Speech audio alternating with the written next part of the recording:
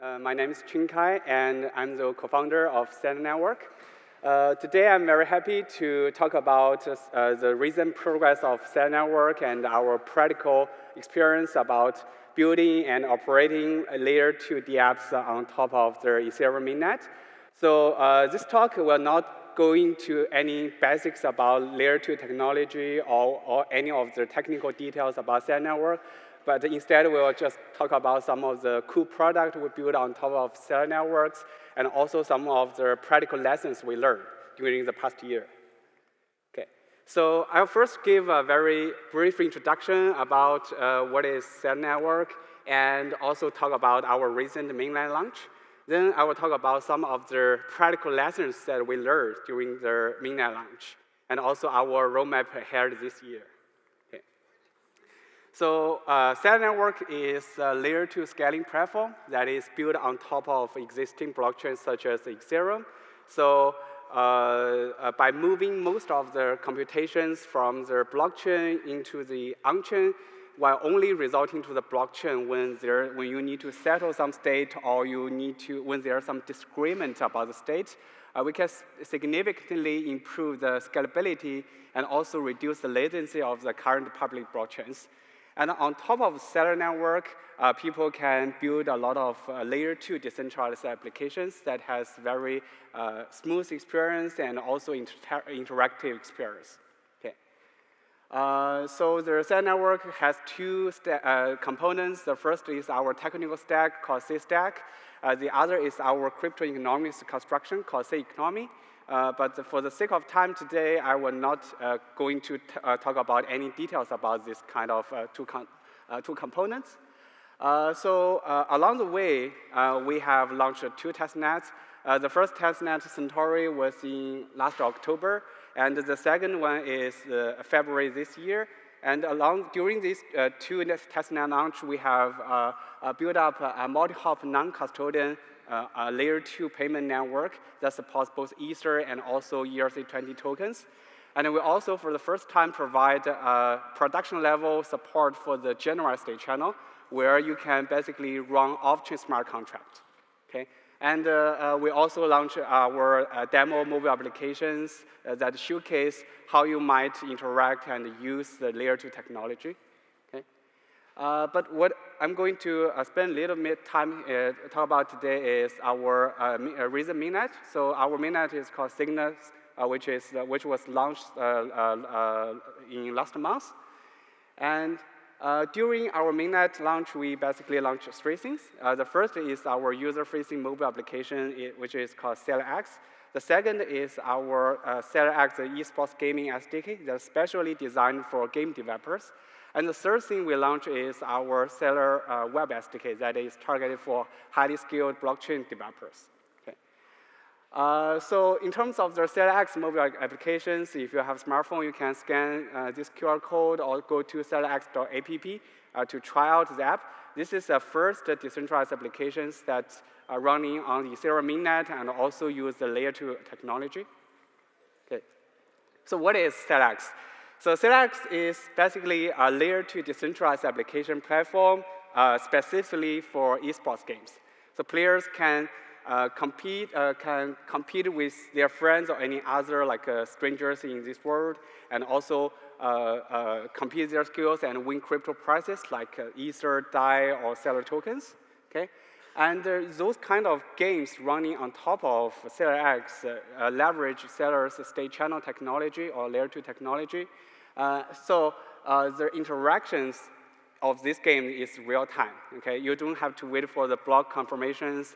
And also, you will not pay any gas fee. It's basically zero gas fees. And also, the winner or the players can also receive instant prize payout. But it is also as secure as the online blockchain, because when you have some dispute or you think your opponent is cheating, you can always submit your state proof to the blockchain and let the blockchain or the smart contract to help you penalize the cheater. Okay. And so far, our users have covered around 88 countries. And in 30 days, these are some of the user statistics. And our monthly active users is around 12,000. And there are more than 100K matches have been played on top of Celer. And in total, we have awarded around 200K USD dollars to the players. And the day 7 retention rate is around 55%. That's even higher than many traditional internet applications.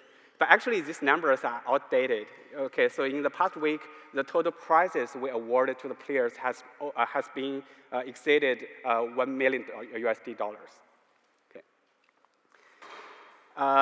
And another interesting statistic is that if these matches or these games happens without Celer, it does not use any layer 2 technology, it will congest the Ethereum mainnet for about 5 weeks, and the total gas fee will be around 50,000 USD dollars. Yeah, so that's basically showcase the power or the kind of benefits of using layer 2 technology. Okay, and this is also some of the user feedback we got from the selected users.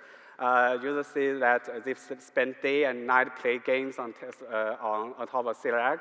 And actually, we just launched 2 very simple games. One is a 5-in-a-row game. The other is something like you stack a cat to avoid fish. You stack the cat to avoid being eaten by some fish or stuff.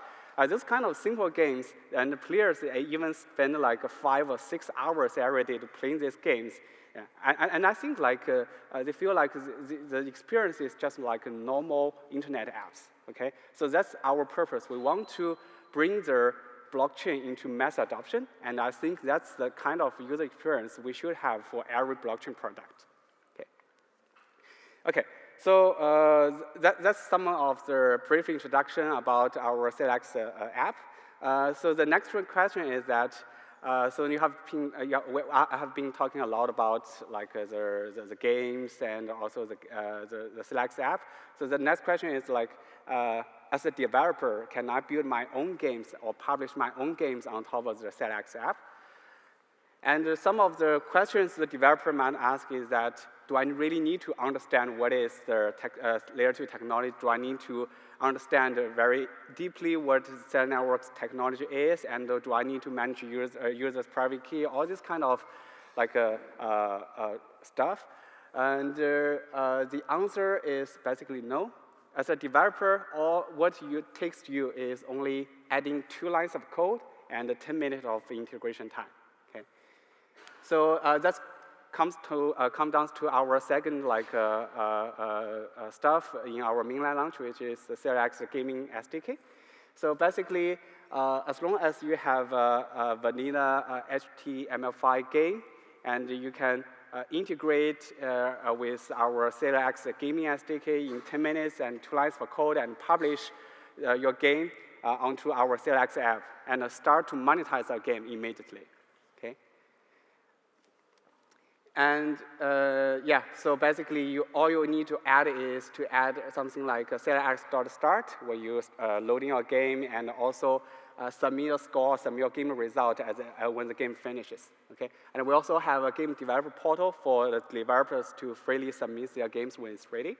Okay, and we also open source example game in our GitHub. Basically, you can check how you might integrate a game with Celer gaming SDK, and how you write the smart contract for your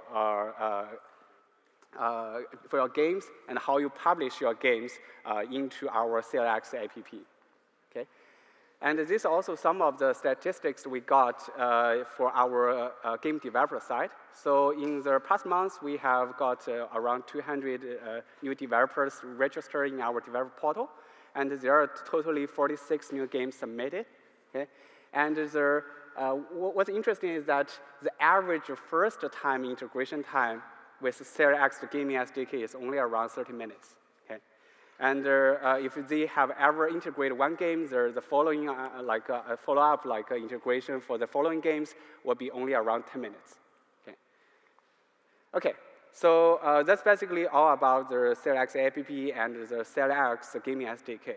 The final things that we launched in our mainnet is our traditional Celer web SDK.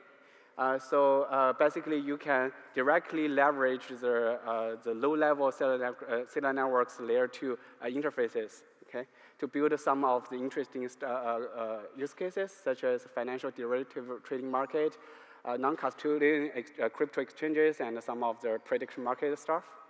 Okay, and one of the most important design patterns provided by the Celer SDK is called the conditional payment. So basically, it means that you can send an off-chain payment from Alice to Bob based on some condition is satisfied. For example, I will send you $5 off-chain if you win this game. Okay? So that's kind of the design pattern that we provided by the Celer SDK to the blockchain developers. Okay? And here are the list of use cases you can build with the Celer SDK. You can, as I mentioned earlier, you can build a prediction market or P2P social betting or car insurance or some of the pay-per-use or pay-per-byte or the streaming micropayment use cases. I will not get into these use cases one by one. Some of the developers have already built some of the interesting projects on top of the Celer SDK. Okay, so in summary, our mainline launch has a theme that is, for users, it's play to earn. For the developers, it's build to earn. Okay? So we really want to launch a product that the users really want to use, because we believe that the blockchain technology is not something up in the air that no one loves to use.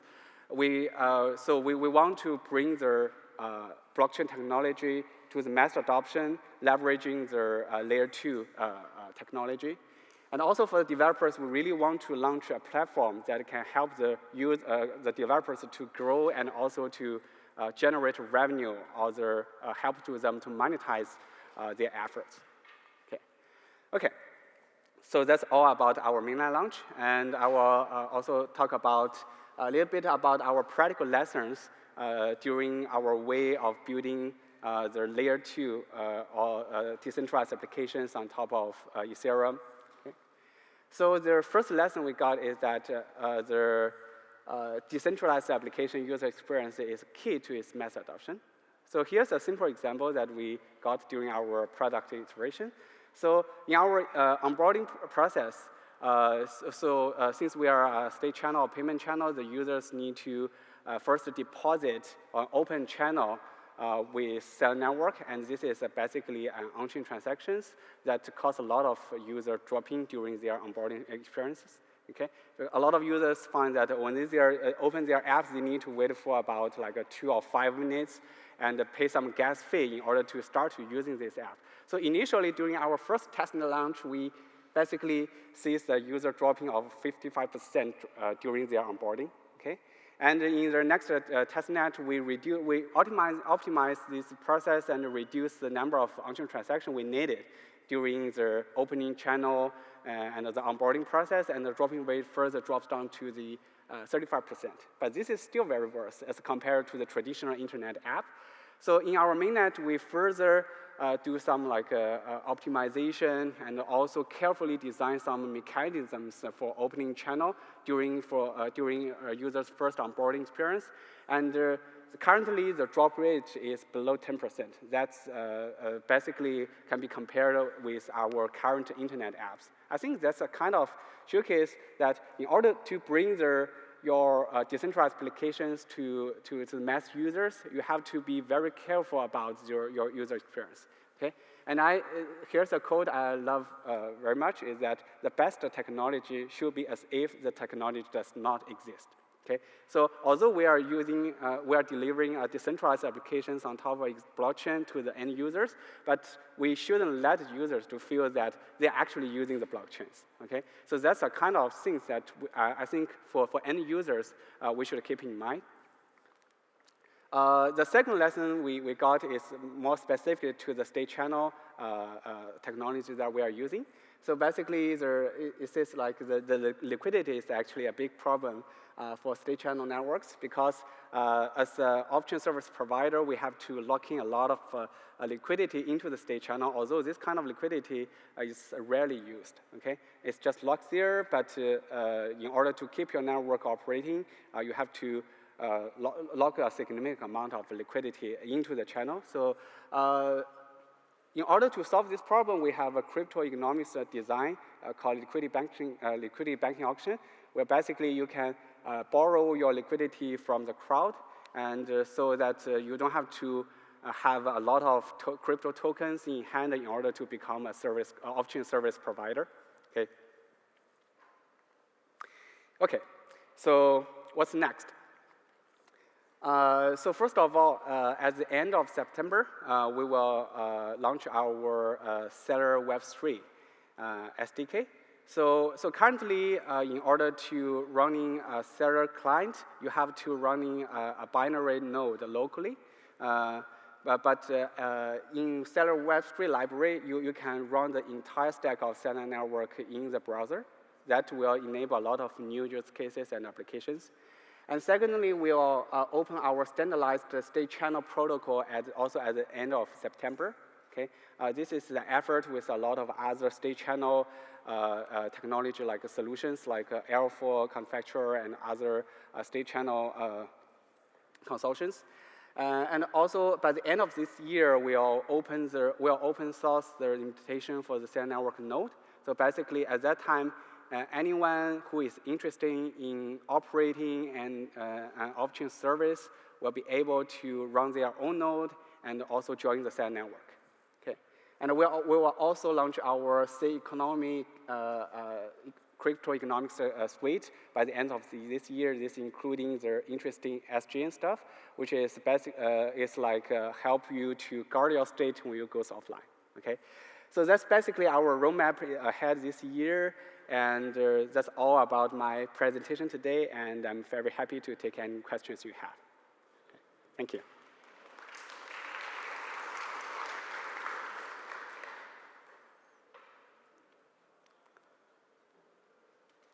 Yeah.